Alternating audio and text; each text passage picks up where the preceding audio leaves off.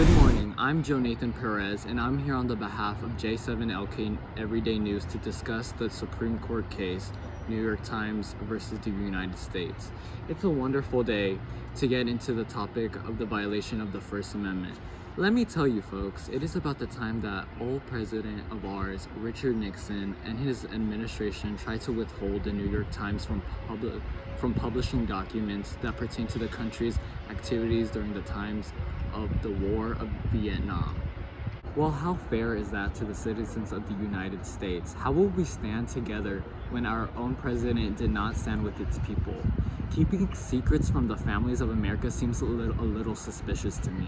The people deserve to know how the involvement of the U.S. is in the War of Vietnam.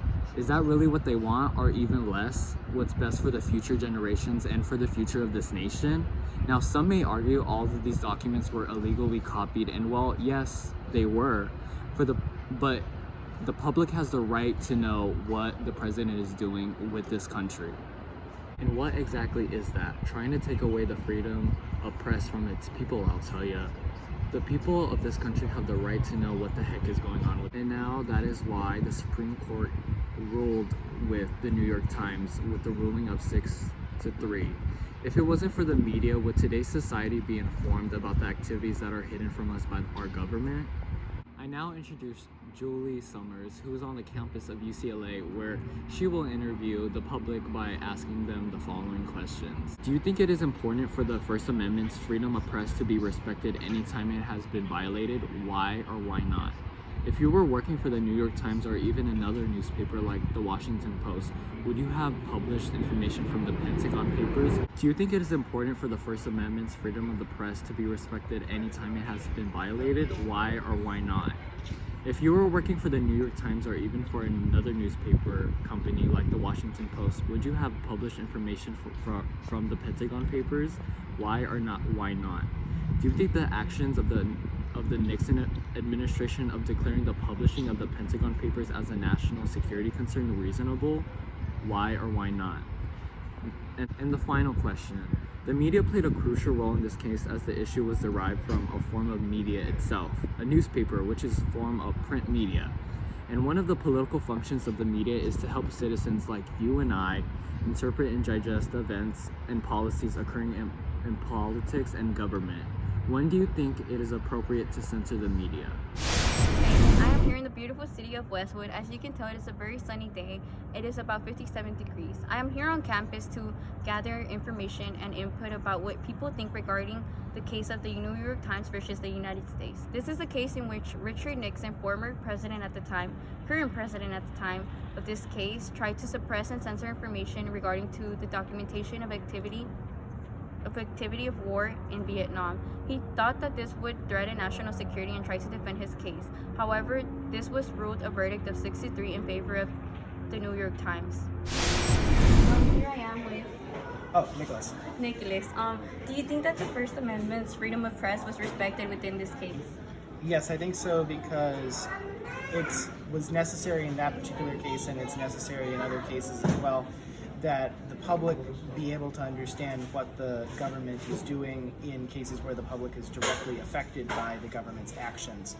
There's obviously the necessity for national security, where the government is able to keep certain information confidential, but it has to be determined by a responsible press what the line between that is and the other side of the equation, the benefit to the public at large.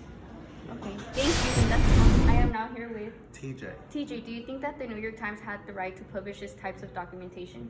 I feel that they did. I mean, I feel like America and just people in general should have the right to know what's going on behind the scenes. Otherwise, it wouldn't be fair. I am here now with Katie.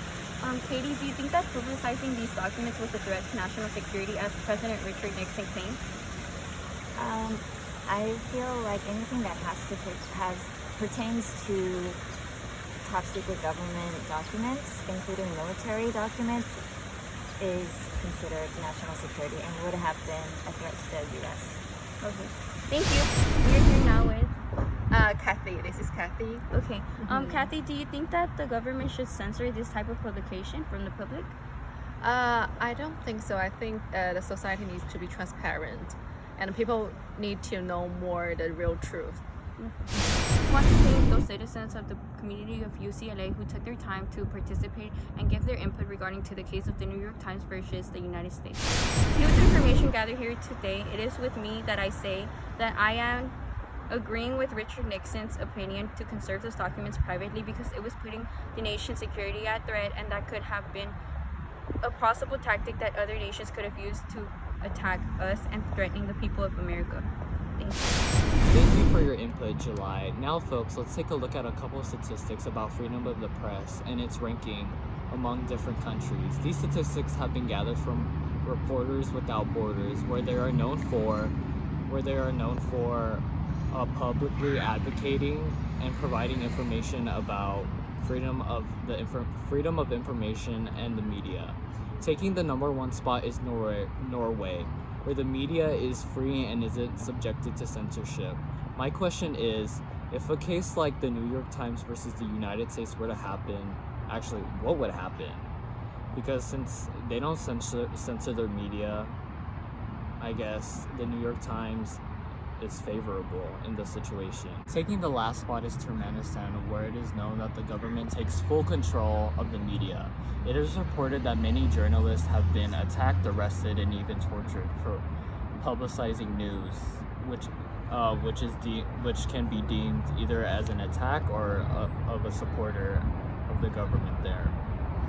And now you may ask, where does the United States rank among these countries? Well, the United States is ranked number 48. After Donald Trump took office, the freedom of the press has since declined, as he deems the media as fake news and a public of the enemy people.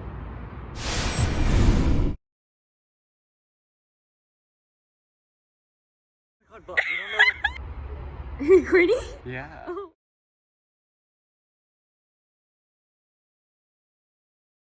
Okay, I am here now with TJ. TJ. So, do you think that the No wait, more stop. ads. Keeping secrets from the families of the U.S. No.